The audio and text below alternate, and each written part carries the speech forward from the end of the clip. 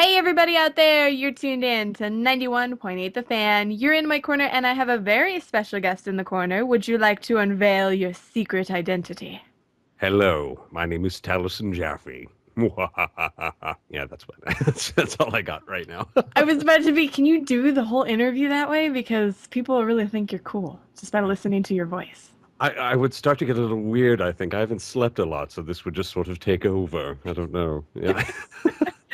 Well, sleep is for the weak. It is for the weak. It is a sad, sorry hobby. So But I actually got to meet you at Anime Vegas last year, and that must have been a really cool time because they pulled together the entire cast of Hellsing. And you guys got to promote it even though you just started dubbing it. Like, what was it, 2 days beforehand? yeah, about 4 days maybe. It was great. It was like the world's laziest heist movie. We just went to Vegas and sat around talking about what we were eventually going to do one day. It was fantastic. And that's a lot of people that we don't normally get all together in one room. I hadn't seen Katie in ages, and Victoria and Ralph, and like it was such a great collection of people, and we all just sat and realized that we don't talk nearly enough. But yeah, it was fantastic. Well, it was nice to see some of those faces because you don't see them at a ton of conventions either. I know, it's so sad. We need to get them out to more conventions. I agree. I always talk about this on the show, but I'm always like, there's like a circle of convention goers, like convention guests, and you see them at every other convention, and no offense to them, but we need some of the other people to go to. Yeah. Even from the very beginning, like a lot of the old new generation pictures actors really didn't latch on to the anime fandom, and they didn't. I mean, they're amazing and they did great work and they have fans, but they just a lot of them are not even really aware that anybody watches these cartoons or plays any of these video games. And Uh, it's kind of interesting though because at least with the development of the internet, we've been able to see, anime fans interacting with those sort of people more. yeah, you would think so, and I know a few people do so. And Katie Gray is a perfect example. She's got her music career, and or Josh Phillips also, who's uh, Jan Valentine from Helsing, among other things. He's also in Neander Seven, and he's in Mortal Kombat versus DC. But like he doesn't. I don't know if he really pushes. Markets himself as working as a voice actor. I know Katie really doesn't, just because she feels guilty that these fans of Helsing are going to come in and find all this nice, sweet folk, gentle music and be turned off by how different it is than what they're used to from Helsing. But I really like her music. We when I we know. when we had her on, it was really nice to talk about it because I liked seeing different sides of the voice actors because they're not always their characters. They're not always Oh no, she's screaming. sweetness and light, and you have her looking at her script. She's like, I really have to do this. Oh God. Well, it was funny because you guys showed clips at Anime Vegas, and I believe they were rough clips at the Very time. rough. Yeah. Yeah, but it was funny because it seemed like, for her character specifically, you really had to like pull the anger out in the beginning. I have been waiting. When I auditioned her 11 years ago, for the part, we didn't have any scripts yet. I hadn't even seen the whole anime yet. It wasn't finished, and so all I had was the manga to go off of. And we read her as kind of Dark Saris. We as part of the reading, because we didn't know how far they go. So we did cute Saris and Dark Saris. So I've been sitting for 11 years going, I know how good you're going to sound when you're finally screaming at people. I'm really looking forward to it. Well, I have to wonder, are there any really big things, like any things that you want the fans to know about this incarnation of Helsing? You have no idea how hard we work. No, well, there's little Easter eggs in everything that I work on. I try and put little tiny. I don't have a better word than Easter egg. I put little interesting things and hide little quotations and make little themes that are reoccurring, for the 4 or 5 people who manage to catch them. And I don't expect anybody to catch these things, but there's always I try and I make a point of making things as clever as I can, and I know that's such an awful thing to say. It's so snooty. Um, I'm trying to raise the the storytelling level and the intelligence level of the stories we're telling. And so like there's to give one away, we're pushing really hard, especially in the next 4 episodes of Hellsing, the metaphor of Anderson as I want to say, I'm so tired, Saint Michael defeating the dragon and sort of pitting Alucard as sort of the serpent of chaos against Michael's sword of order. And we reference that imagery several times in the adaptation where Alucard will refer to himself as the mighty dragon or as a serpent, and have Anderson talk about this particular crusade and this crusade of domination and order. But really, it's all about the killing of stuff. Well, I kind of like that for anime fans specifically, just because, you have so many fans that can't see, the pluses to dubbing, and so they Mm. have to watch subtitles, but you don't get that sort of thing if you don't watch the dub. No, I actually I have a fabulously long lecture that I occasionally will, when I'm allowed to speak in front of a crowd for a couple hours without supervision, about the pros and cons of both subtitle and dub. And bad subtitles are awful and bad dubs are awful. They do happen. Mhm. Um, the problem, of course, is that a bad dub, you go, oh my God, that's a bad dub. And a bad sub, you sort of stare at and go, is there something wrong? But I'm not entirely sure what it is. This must just be a bad anime. It's tougher to peg when you've got bad subtitles. It's a food that doesn't obviously tell you that it's rotten and going to give you stomach flu. Whereas a bad dub smells like a bad dub. I wonder what those odors are. I'll find out one Yeah. day. Well, yeah, no, it's and subtitles are great for creating a window into another culture. Like they really create we used to call it like a pane of glass between you and the story. They give you a frame of reference that's outside the story instead of I know I'm do this really quick.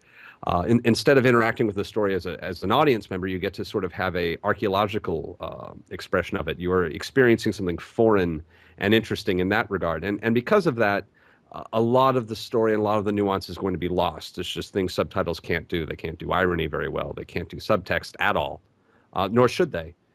You're going to laugh in places where there should be no laugh. You're not going to laugh in places where there should be a laugh. And what dubbing does is, and sometimes that's the experience you want. That is a very positive experience. But sometimes you just want to be the same audience. You want to experience it the same way that the Japanese audience experiences it. And dubs are great for that. And we bring, if we do our job right, you could put an anime in Japanese and in English in 2 different rooms and time them, and the audience reactions should time out perfectly. They laugh when they're supposed to laugh, they cry when they're supposed to cry, they're shocked when they're supposed to be shocked. Every moment and every beat should more or less match. If we've done our job, you're having the same audience experience. I've never heard it explained that way, and now I want to test it. Now I want to I'm have two TVs next to each other and do that now. Just don't do it with Beck is the only exception, although the dub is great. We had to cut it into little pieces to put it back together. It's a bit of a Frankenstein. Well, at the same time, subtitles you said are kind of a gateway into a culture, but for example, I can't let my mom watch it or my brother's kids. They're gonna look at subtitles and they're gonna be like, I have to read. Like I can't even turn on like the what is it, the CC on my mom's TV, Yeah, just the closed captions. you might as well just drag them to the opera if you're going to do something like that. I mean, it really creates a barrier between you and the art, and sometimes you want that velvet rope. Sometimes, especially I would say with historical dramas or things that are very uniquely and culturally Japanese, you want to maintain that Japaneseness. You don't want to turn it into media. You want to keep it as something foreign. But again, and it's very hit. But there are other things like Romeo X Juliet, where half the fun is like, how are you going to do this in English? This is going to be a lot of fun. It's a sci-fi story. It's got elements of English literature in it. How can we embed it with even more English literature and even more cultural reference than even the Japanese were capable of? Because now we're working back again into the origin language of the material. Well, I have to say, with me, it's kind of weird now watching subtitled things as well. I feel like I've been converted to Yes. dubs, which isn't a bad thing. I mean, I got into anime when I was like 5 to to make a long story short, which won't make it shorter, it'll just make it longer. But and I watched Sailor Moon dubbed and things like that. And as I bought DVDs from Suncoast, I would switch the languages to see, and eventually just newer stuff as it was available legally, I would just watch it subtitled. Well, in the past like 2 years, I haven't watched a single thing subtitled. I'm watching my first series subtitled in 2 years, and it is so weird. What's out of curiosity, what series are you watching subtitled? It's 007 Ghost. It's on Crunchyroll. Ah, yeah, yeah, yeah. And I actually really wish it was dubbed, I know. honestly. I very much agree with you on that. Yeah, I watch every now and then. As the years go on, the dubs are just getting better and better and better. There are some things I still watch subtitled. Mostly either it's a show that never had a really great dub put forward on it, or sometimes where a dub with the best intentions failed. There are a few, in my opinion, few failed dubs, even now, even these days, and where I'll just be like, I can hear the quality of it, but they missed the boat. They just didn't do it right. But it's less and less likely. Funimation has gotten very, very strong, and especially since they're now one of the only games in town. Yeah, just a little. But if I could actually pick an example, Mm. I think a really good one that I would prefer to watch in Japanese is like Clannad and Canon. Not because the voice actors did a bad job, but because that's more of a slice of life show, and it just makes sense for I me to see that subtitled. I would actually I would definitely be split on that one. That would be something where I would at the very least be in the mood to watch it at least once through subtitled, just because I feel that I would agree with you. That is an experience that would definitely be enriching for those two shows. And also, I don't feel like so much Western voice actors have the ugus and the desus and the kawaiis and all that No, down because it's weird to us. it is, and I actually I was very much against that for many many years. I really railed against the if you have to put kuns, chans, and sans in your dubbing, you're not really dubbing anymore. You're doing some weird hybrid, and very very recently, one of the younger directors in the industry, and I wish I could remember who and give them credit. I'm just going to say Christina V, even though I'm sure that's probably not true, made a really good argument. For this sort of what I'll call like a pigeon dubbing for shows that are extremely niche, where you know that these are not shows. My whole theory has always been I'm not dubbing shows for kids, I'm dubbing shows for their parents because I want parents to sit down, watch this, and suddenly respect it as respect the medium that their kids are watching. I was always very frustrated as a kid that my parents didn't respect my anime, and I know how that feels. I tried really hard to make stuff that even parents could sit down and even if they didn't like it or in Helsing's case were downright horrified, and I apologized to parents everywhere for Helsing. Um, they could see that some craft had gone into it, and maybe they could at the very least send their kids to a dictionary at least 3 or 4 times an episode. But for these niche episodes where you're no parent, even if you clean it, you polish it till it's shining like the Taj Mahal, it's really only going to appeal to such a small crowd that you might as well totally play into those in jokes and really give. I will not use. Will I use the word weeaboo? Give it the full weeaboo.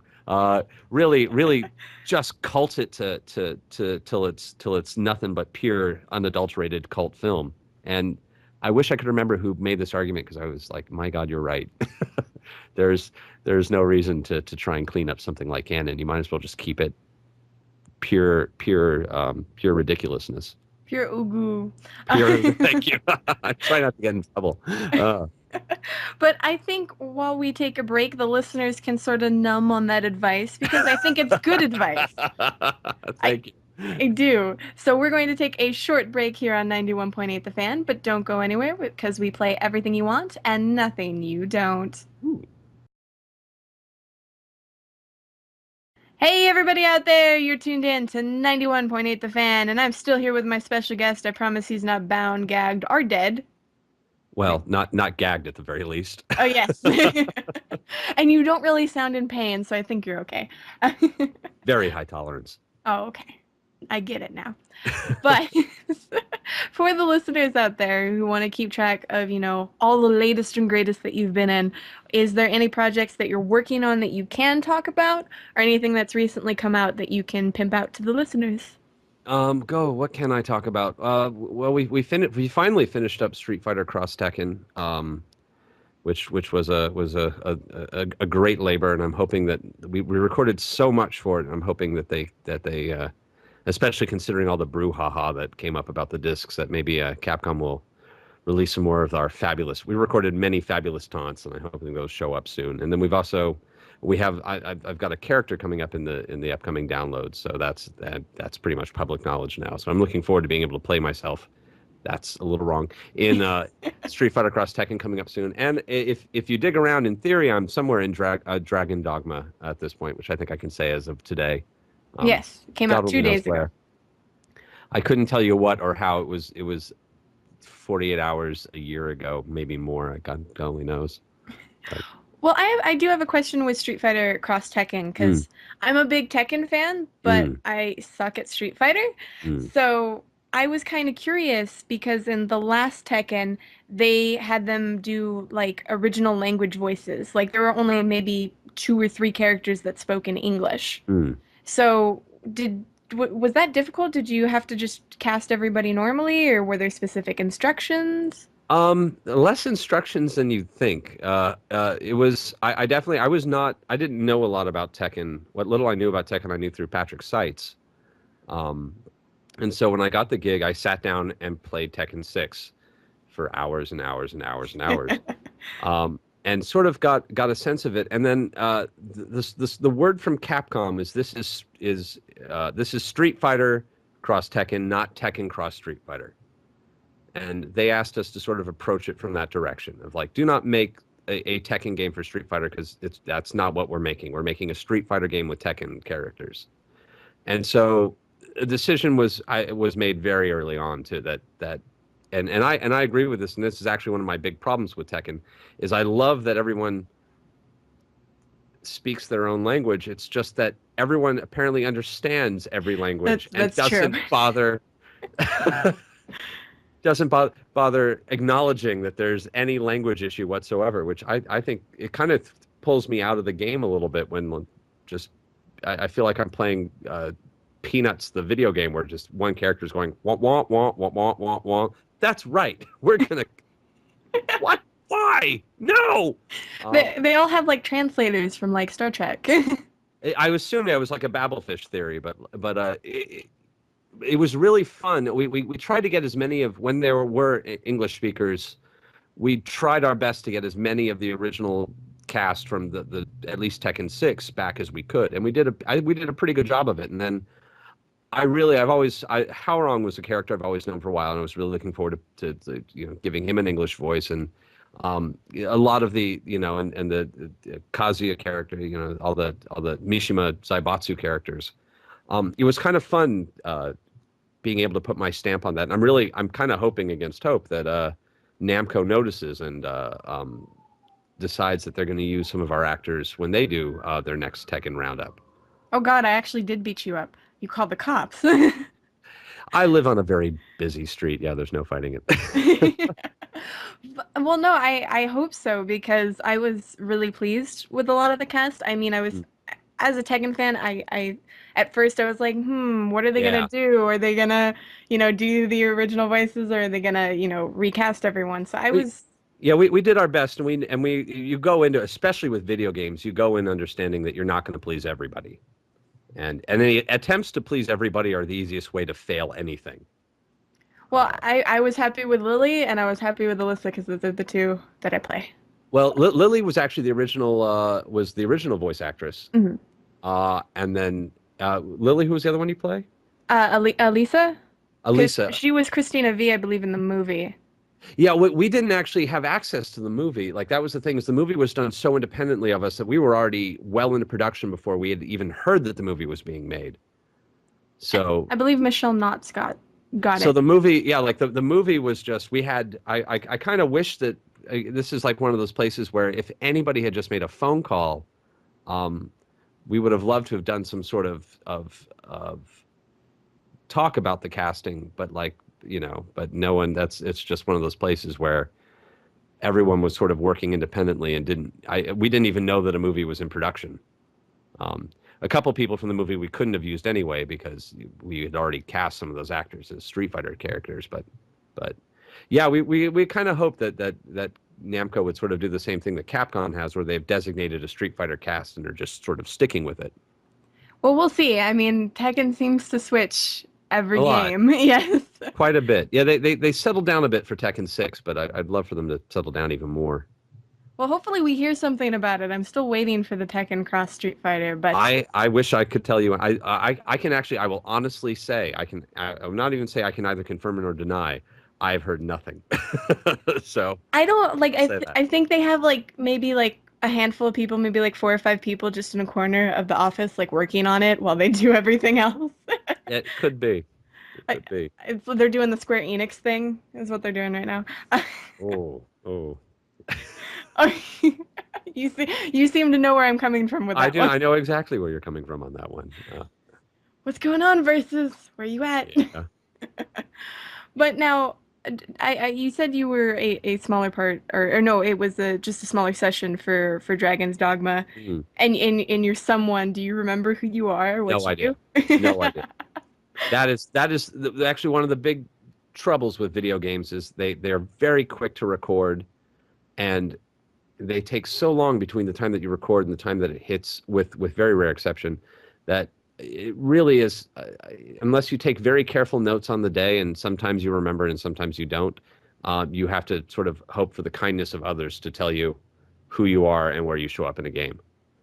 Well, now, one thing that I'm hoping eventually happens in the video game world, it seems like they're almost getting there with some games, but I'm hoping that more video games in the future will actually like advertise who's in their game because the voice actors love to promote it, but half the time they can't say anything until, after a week it's been out. Yeah, that's moving very slowly. I would love and this was actually one of my big complaints about the anime industry back when there was one, was that nobody was really promoting their voice actors or using them. They were almost, I often felt, even working for the Genion and Bandai, that they were a little bit ashamed of their voice actors, that they were kind of doing, making it very difficult for us to actually promote anything for them. They're like, well, we don't want to associate it with the dub really or any of the stuff, so we're just gonna kind of gonna not really help with anything or work hard to promote the shows in any way. And the one exception to that was Funimation,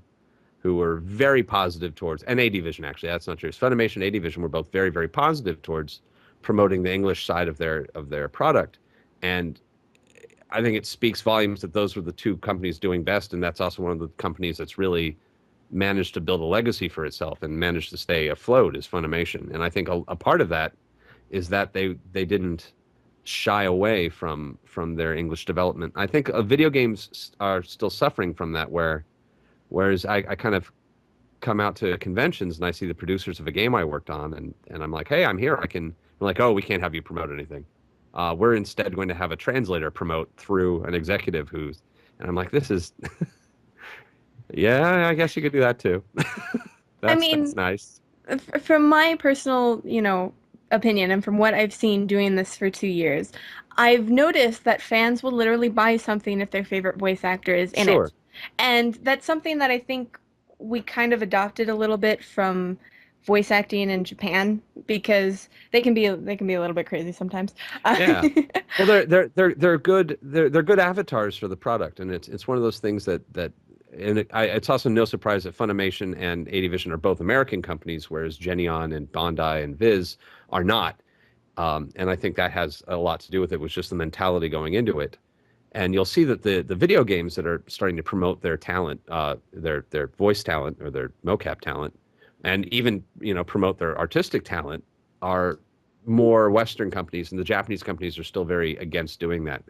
I don't know why. I wish I had a better insight into it, but it's definitely a noticed change of it is definitely a different philosophy.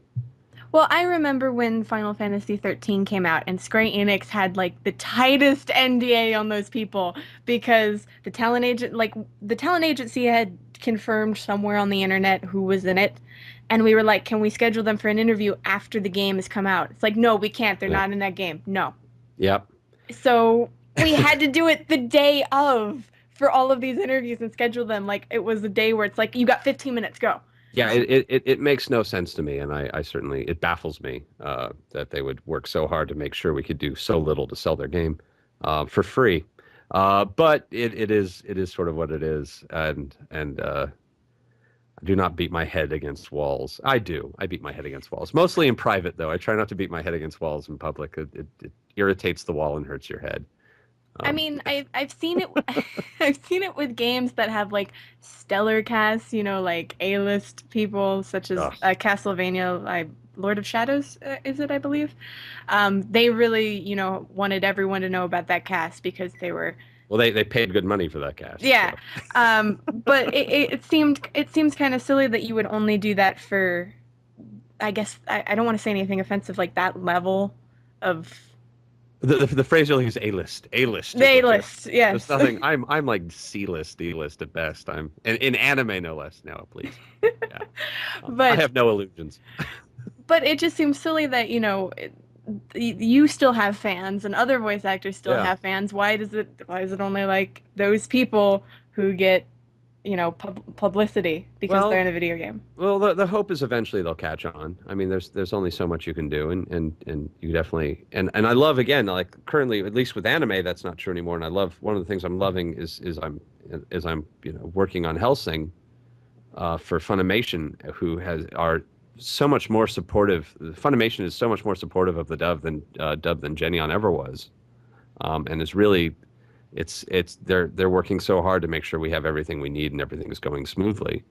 Um, Whereas, I mean, in working for Capcom, as much as I love them, you go in and you sign an NDA that's so thick that like I literally I briefly did some work for Lucasfilm back in the day, and the NDA for Star Wars Episode One was not even a tenth of the size of the NDA I signed for Street Fighter. I mean, it's just sort of it is what it is.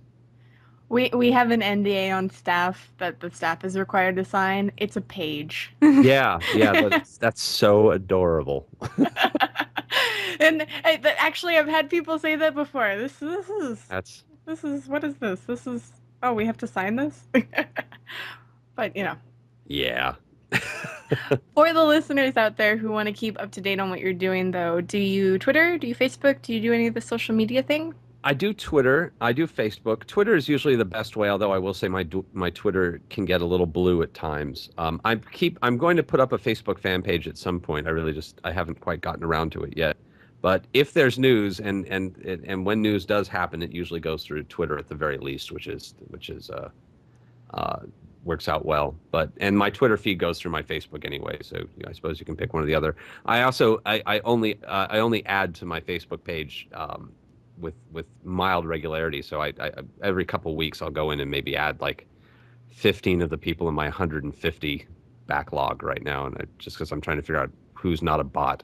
And again, my Facebook page is full of personal information that you don't really care about. If you're really interested, then enter of your own free will. But Twitter is while still being kind of blue, is at least a little bit less crazy.